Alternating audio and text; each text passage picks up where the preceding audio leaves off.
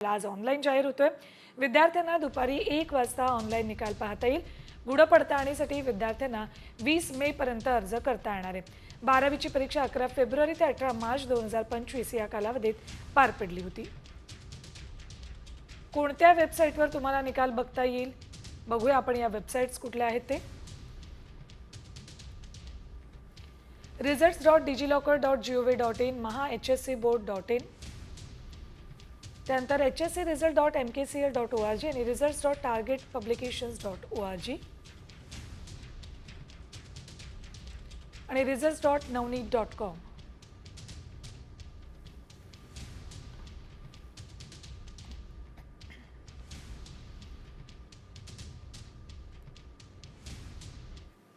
यानंतर बातमी आहे संरक्षण मंत्र्यांनी केलेल्या सूचक विधानाची। आत्ताची सगळ्यात मोठी घडामोड, भारताचे संरक्षण मंत्री राजनाथ सिंग यांनी पहलगाम हल्ल्यावरून सूचक विधान केले।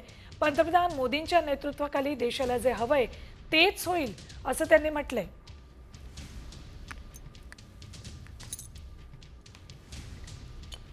हमारे प्रधानमंत्री श्री नरेंद्र मोदी जी को अच्छी तरह जानते हैं, उनकी कार्यशैली से भी अच्छी तरह परिचित हैं, उनकी दृढ़ता से भी अच्छी तरह परिचित हैं। जोखिम उठाने का भाव किस तरीके से उन्होंने सीखा है अपने जिंदगी में, उससे भी आप अच्छी तरह समझते हैं। मैं आपको आश्वस्त करना चाहता हूं, प्रधानमंत्री मोदी जी के नेतृत्व में जैसा आप चाहते हैं वैसा होकर रहे। तर जसं देशाला हवंय तसंच घडेल असा विश्वास व्यक्त करताना दिसलेत राजनाथ सिंग। भारत पाकिस्तान तणाव वाढत असतानाच दुसरीकडे बलूच लिबरेशन आर्मीनं पाकिस्तानची चिंता वाढवली। बलुचिस्तानच्या कलाच जिल्ह्याच्या मंगोचर शहर बलूच आर्मीनं ताब्यात घेतलंय। तसंच BLAनं सरकारी इमारतींवर सुद्धा ताबा घेतलेला आहे। सशस्त्र दल त्यांचं तिथे हजर होतं, त्यात 5 सैनिकांना आणि अधिकाऱ्यांना ओलीस ठेवण्यात आलेलं आहे। बलूच लिबरेशन आर्मीनं पुन्हा एकदा पाकिस्तानी सैन्यावर हल्ला केलाय। बलूच आर्मीच्या हल्ल्यात 22 सैनिकांना ठार मारण्यात आलंय।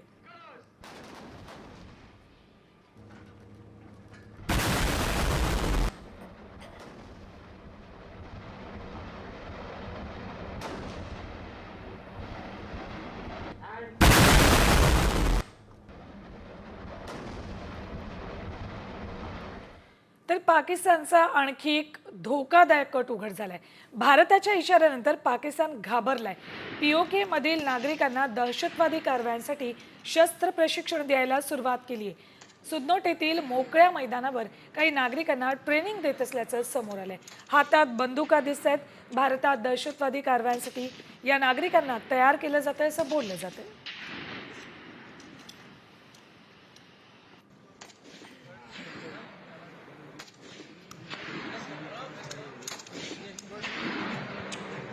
आणखी एक महत्त्वाची बातमी, पाकिस्तानचा भारताच्या बाजारपेठेत घुसखोरीचा नवा डाव उघड झालाय। पहलगाम हल्ल्यानंतर भारतानं पाकच्या आर्थिक नाड्या आवळल्यात। त्यानंतर पाकिस्तानचं मोठं नुकसान झालं। त्यामुळे तिसऱ्या देशांचा वापर करून पाकिस्तान आपला माल भारतात पाठवण्याचा प्रयत्न करते। त्यासाठी संयुक्त अरब अमिरात, सिंगापूर, इंडोनेशिया किंवा श्रीलंका यासारख्या देशांचा वापर केला जातोय। यामुळे भारतीय सुरक्षा यंत्रणा आणि अधिकारी आता सतर्क झालेत।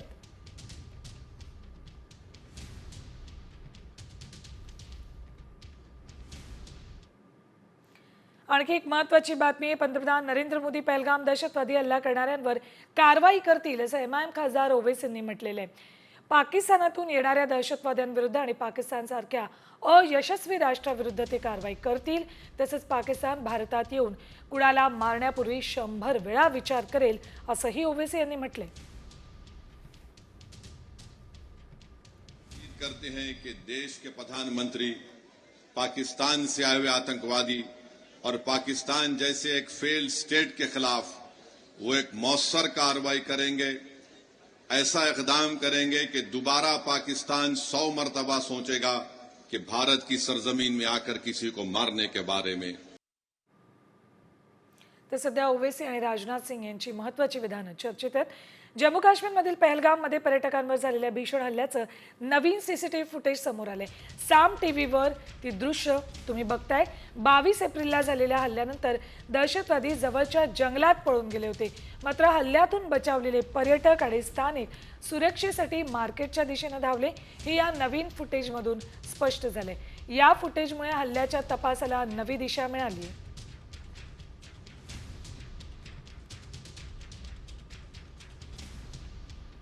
बघा, पहलगाममधील 22 एप्रिलच्या दहशतवादी हल्ल्याचं हे सीसीटीव्ही फुटेज आहे. साम टीव्हीवर हे फुटेज बघताय. बैसरन मेडोज जवळील दुपारी 3:40 हे सीसीटीव्ही फुटेज आहे. पर्यटक आणि स्थानिक लोक जीव वाचवण्यासाठी सैरावैरा पळताना व्हिडिओत दिसते. पर्यटक आणि स्थानिक सुरक्षेसाठी म्हणून मार्केटच्या दिशेनं धावल्याचं नवीन फुटेजमधून स्पष्ट झालंय. नव्या सीसीटीव्हीमुळे पहलगाम हल्ल्याच्या तपासाला नवी दिशा मिळणार आहे.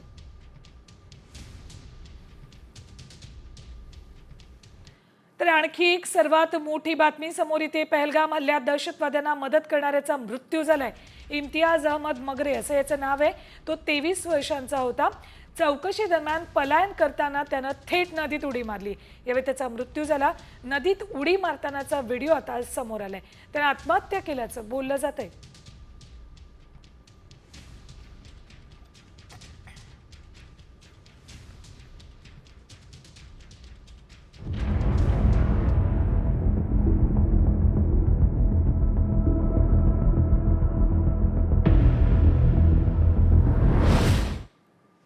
यानंतर आता युद्धासंदर्भातल्या बातम्या बघणार आहोत. टॉप 5. सलग 11व्या दिवशी पाकिस्तानकडून शस्त्रसंधीचं उल्लंघन करण्यात आले. काल रात्री नियंत्रण रेषेवर पाकिस्तानी लष्कराच्या चौक्यांवरून गोळीबार करण्यात आला. भारतीय लष्कराने या गोळीबाराला जशास तसं प्रत्युत्तर दिलं. भारत पाक तणावादरम्यान तुर्कीची युद्धनौका पाकिस्तानात पोहोचली. भारताच्या नौदलाची ताकद पाहून पाकिस्तानचे पंतप्रधान शहबाज शरीफ घाबरलेत. त्यांनी तुर्कीची मदत मागितली. त्यानुसार तुर्कीची युद्धनौका TCG ब्युकाडा कराचीला पोहोचली.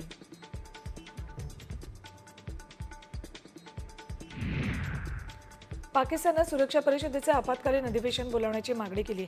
पाकिस्तान संयुक्त राष्ट्रांकडून संरक्षण मागणार आहे. पाकिस्तानला भारताच्या लष्करी कारवाईची भीती वाटते. त्यामुळे पाकिस्तान आपले राजनैतिक प्रयत्न तीव्र केलेत. पाकिस्ताननं तातडीने संसदेची बैठक बोलावली आहे. संध्याकाळी 5 वाजता इस्लामाबादमध्ये संसद भवनात बैठक पार पडणार आहे. यात सर्व पक्षांचे नेते उपस्थित राहतील. संसदेच्या बैठकीत इम्रान खान यांच्या PTIची भूमिका काय असेल हे पाहणं मनोरंजक ठरणार आहे.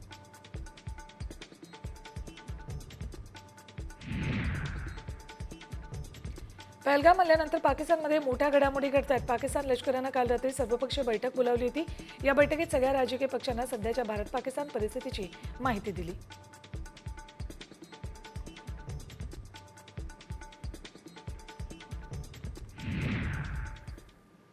यानंतर राजकीय घडामोडी पाहूयात. टॉप 5. ऑपरेशन ब्लू स्टार ही काँग्रेसची चूक होती अशी कबुली विरोधी पक्षनेते राहुल गांधींनी दिली. अमेरिकेतील एका कार्यक्रमात बोलताना 80च्या दशकात काँग्रेसने ज्या चुका केल्या त्याची जबाबदारी घेण्यास तयार असल्याचं राहुल म्हणाले.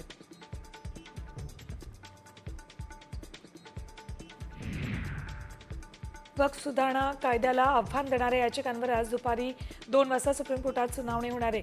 गेल्या सुनावणीवेळी केंद्र सरकारनं सुप्रीम कोर्टाला कायद्यातील काही तरतुदी लागू न करण्याचं आश्वासन दिलं होतं. केंद्राला उत्तर दाखल करण्यासाठी कोर्टानं 1 आठवड्याची मुदत दिली होती. 10 मे रोजी राज्यभरातील भाजप जिल्हाध्यक्ष आणि शहराध्यक्षांची नावं जाहीर होणार आहेत. त्यासाठी येत्या 2 दिवसात राज्य भाजपच्या कोर कमिटीची बैठक होती. आगामी महापालिका निवडणुका लक्षात घेता या नियुक्त्या महत्त्वाच्या मानल्या जातात. भाजपचे वरिष्ठ नेते सर्वांना मार्गदर्शनही करतायत. काँग्रेसला फोडा, काँग्रेस रिकामी करा असे निर्देशच चंद्रशेखर बावनकुळेंनी पदाधिकाऱ्यांना दिलेत. काँग्रेस पक्षात काही शिल्लक राहिलेलं नाही असंही त्यांनी म्हटलंय. पुण्यात पदाधिकाऱ्यांच्या संवाद मेळाव्यात ते बोलत होते.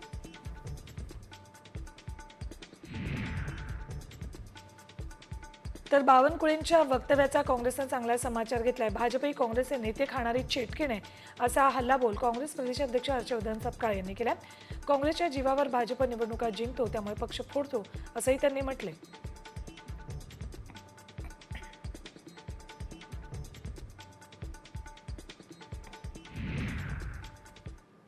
यानंतर कामाच्या बातम्या पाहूया. टॉप 5.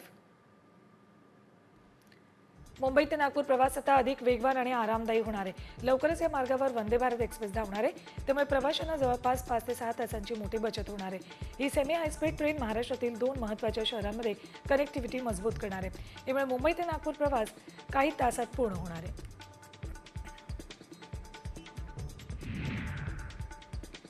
पुणे शहरात आजपासून काही भागांमध्ये पाणी कपातीला सुरुवात होते. दक्षिण पुण्यात आजपासून रोटेशन पद्धतीनं पाणी कपात केली जाणार आहे. पुण्यातील सिंहगड रस्ता भाग, सहकारनगर, धनकवडी, बालाजीनगर, आंबेगाव पठार, दत्तनगर, संतोषनगर, कात्रज, भारती विद्यापीठ परिसर, कोंढवा, बुद्रुक या भागाचा यात समावेश आहे. त्यामुळे पाणी जपून वापरायचं आवाहन केलं जाते. पुणे रेल्वे स्थानकाच्या परिसरात वाहतूक कोंडी सोडवण्यासाठी प्रशासनानं मोठा निर्णय घेतलाय. स्थानकाच्या आवारात आता नो पार्किंग जारी केले.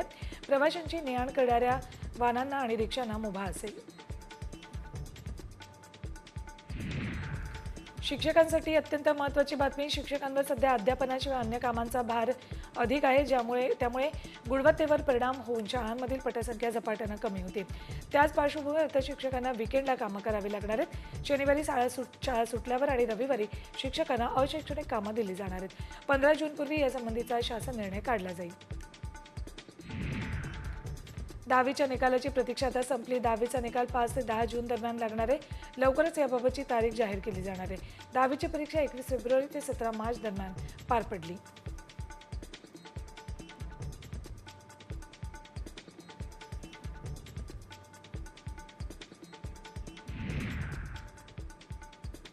यानंतर कांदा उत्पादकांसाठी एक मोठी बातमी. नाफेड आणि NCCF कडून 3 लाख टन कांद्याची खरेदी करण्यात येणार आहे. यामध्ये नाफेडकडून 1.5 लाख तर NCCF कडून 1.5 लाख टन कांद्याची खरेदी केली जाणार आहे. नाफेडनं सदस्य सहकारी संस्थांकडून निविदा मागवल्या तर NCCFनं शेतकरी उत्पादक कंपन्या, महासंघ सहकारी संस्थांकडून निविदा मागवल्यात. एकट्या नाशिक जिल्ह्यात 1 लाख टन कांदा खरेदी केला जाणार आहे.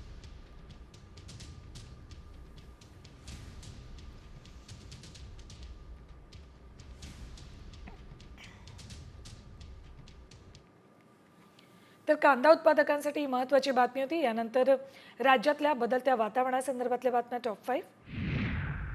राज्यात वादळी पावसाला पोषक वातावरण झालंय. आज राज्यात पावसाची शक्यता वर्तवली आहे. पूर्व विदर्भात जोरदार वादळी पावसाची शक्यता आहे, त्यामुळे ऑरेंज अलर्ट देण्यात आलाय. उर्वरित विदर्भ, मध्य महाराष्ट्र आणि मराठवाड्यामध्ये पावसाचा येलो अलर्ट दिलाय. वादळी वाऱ्यासह पाऊस बरसण्याचा अंदाज आहे. उत्तराखंडमध्ये पावसाचा हाहाकार पाहायला मिळतो. उत्तराखंडमध्ये जोरदार वाऱ्यासह मुसळधार पाऊस झालाय, त्यामुळे ऋषिकेश बद्रीनाथ रस्ता बंद करण्यात आला. तर देहरादूनमध्ये पिकनिकसाठी गेलेले लोक पाण्यात अडकलेत. सोलापूरसाठी मे महिन्याची सुरुवातच कडाक्याच्या उन्हानं झाली. पारा 44 अंशांपर्यंत गेलाय. मात्र हा आठवडा अवकाळी आणि ढगाळ वातावरणाचा राहणार असल्याचं अंदाज हवामान खात्यानं वर्तवलाय. 10 मे पर्यंत तापमान 37 ते 40 अंशांदरम्यान राहणार आहे.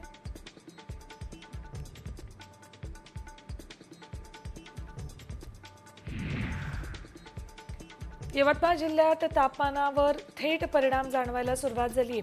यामुळे 38 ते 40 अंशांच्या आत असलेलं तापमान वाढून चक्क 45 अंशापर्यंत पोहोचले.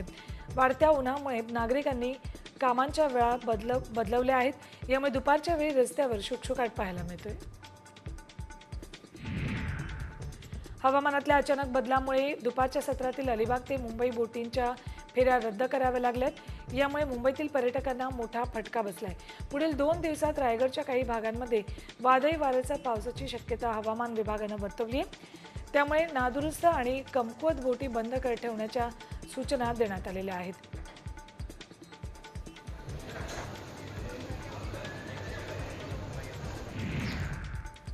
यानंतर मुंबई संदर्भातल्या बातम्या बघूयात टॉप 5. मे महिन्याच्या सुरुवातीलाच मुंबईचा पाणीसाठा 23% आलाय. तीव्र उन्हामुळे मुंबईला पाणीपुरवठा करणाऱ्या 7ही तलावांमधील जलसाठा कमी झालाय. त्यामुळे मुंबईकरांवर पाणी कपातीची टांगती तलवार आहे. महामुंबईतलं रेल्वे जाळं वाढवण्यासाठी नव्या रेल्वे मार्गिका उभारण्याचं नियोजन रेल्वे प्रशासनानं केलंय. या पार्श्वभूमीवर बोरिवली ते विरार 5वी 6वी मार्गिका आणि कल्याण ते कसारा दरम्यान 3ऱ्या मार्गिकेसाठी काम सुरू झालंय. 29.32 हेक्टर जमिनीवरील झाडं तोडण्यासाठी मंजुरी मिळाली. यामुळे लवकरच या मार्गिका रुळावर येणार आहेत.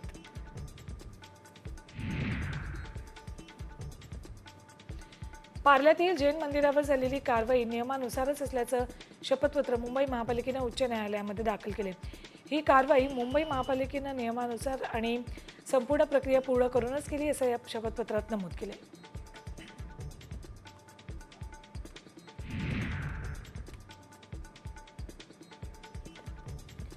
मुंबईहून सुटलेल्या अवंतिका एक्सप्रेसमध्ये एका महिलेवर चाकून हल्ला केलाय.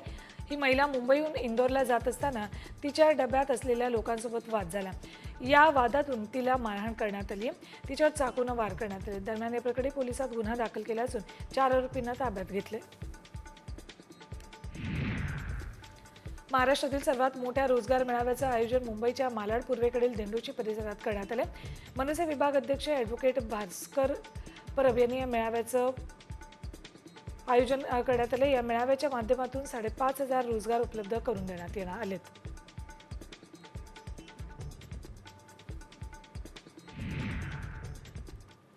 यानंतर पुण्यातनं बातम्या बघूयात टॉप 5. पुणे शहरातील जवळपास 14,590 नागरिकांनी 49 कोटी 6 लाखांचा कर भरलाय. तर मे महिन्याच्या पहिल्या 3 दिवसात 25 कोटींचा कर जमा झालाय. अशा प्रकारे 76 कोटींची रक्कम पालिकेच्या तिजोरीत जमा झाली आहे.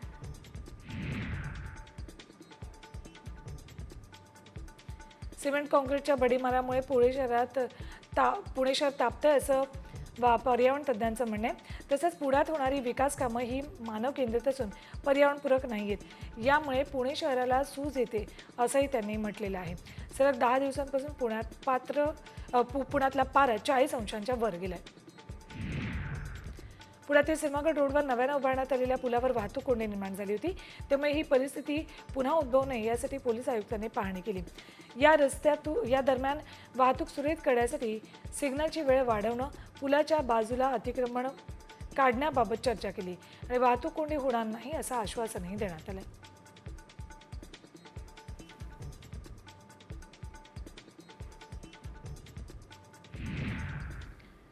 यानंतर टॉप 5 बातम्या ठाणे आणि पालघर जिल्ह्यातून.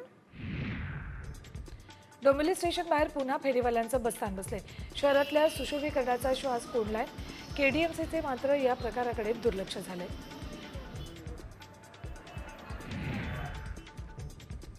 पनवेल शेकापचे ज्येष्ठ नेते JM म्हात्रे यांनी नाराजी व्यक्त केली आहे. महाविकास आघाडीतून बाहेर पडण्याचा निर्णय त्यांनी त्यामुळे जाहीर केला. त्यानंतर म्हात्रे आपल्या कार्यकर्त्यांचा भाजपमध्ये जाण्याची चर्चा सुरू झाली आहे. कार्यकर्ते जो निर्णय घेतील तो आम्हाला मान्य असेल, मग तो कोणताही पक्ष असू दे असं स्पष्ट वक्तव्य म्हात्रेंनी केलं.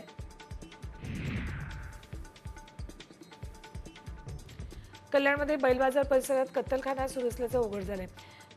तबेल्यातच बैलाची कत्तल करून विक्री करणाऱ्या 29 वर्षीय आरोपीला कल्याण पोलिसांनी अटक केली आहे. कोणतीही कायदेशीर परवानगी नसताना तबेल्यातच कत्तलखाना चालवल्यानं गुन्हा दाखल झालेला आहे. मित्रांना दारू पिण्यासाठी पैसे न दिल्यानं झालेल्या वादातून मित्रांनाच एकावर चाकूनं वार करत गंभीर जखमी केले. ही घटना कल्याणच्या KK वाईन्स समोर घडली आहे. या दरम्यान दोघे जखमी झाले असून पोलिसांनी दोघांना दिलेल्या तक्रारीनुसार परस्पर विरोधी गुन्हे दाखल केलेत.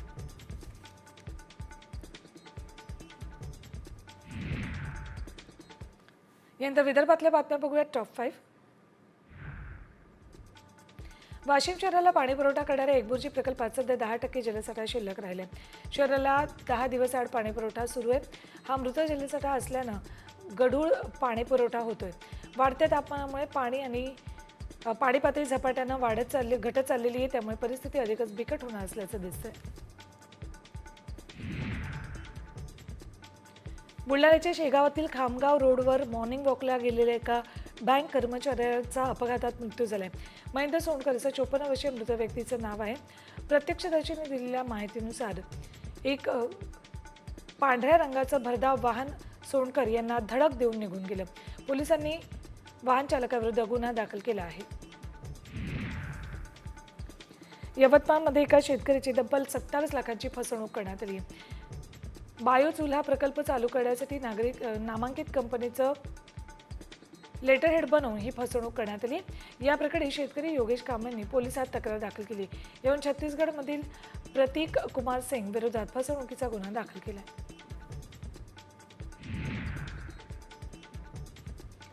ओटीपी कवच नसल्यानं शिक्षक भरती घोटाळा फोफावल्याची शक्यता वर्तवली जाते. ओटीपी कवच नसल्यानं आयडी धारकाला त्याच्या आयडीवरून काय प्रकार होतोय याची माहिती मिळतच नव्हती. घोटाळा उघड होण्याच्या काही महिने आधी आयडी कार्डला शालार्थ आयडीला ओटीपी कवच सुरू केले. मात्र शिक्षण उपसंचालकांनी पासवर्ड शेअर केल्यानं घोटाळा झाल्याचं कळतंय.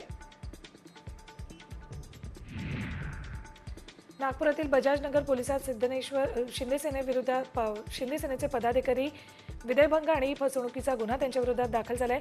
मंगेश काशीकर असं आरोपीचं नाव असून ते शिंदे सेनेचा नागपूर शहर संपर्क प्रमुख आहेत. काशीकर यांनी 1.5 कोटींची फसवणूक केल्याचा आरोपही महिला उद्योजकीनं केला आहे.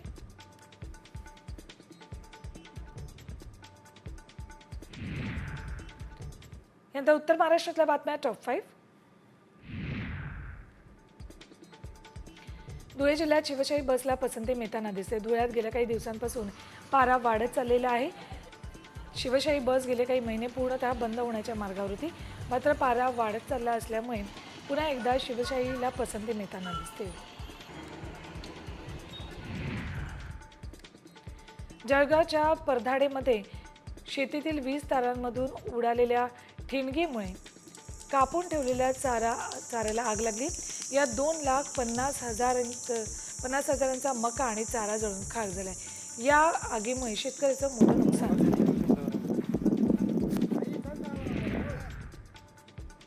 मंत्री गुलाबराव पाटलांचे कट्टर विरोधक असलेले गुलाबराव देवकरांनी अजित पवार राष्ट्रवादीत प्रवेश केलेला आहे. त्यावरून गुलाबराव पाटलांनी अजित पवारांवर टीका केलेली आहे. इच्छा नसतानाही अजित पवारांनी त्यांना पक्षात घेतल्यामुळे त्यांना पश्चाताप झाल्याशिवाय राहणार नाही अशी टीका करण्यात आली आहे.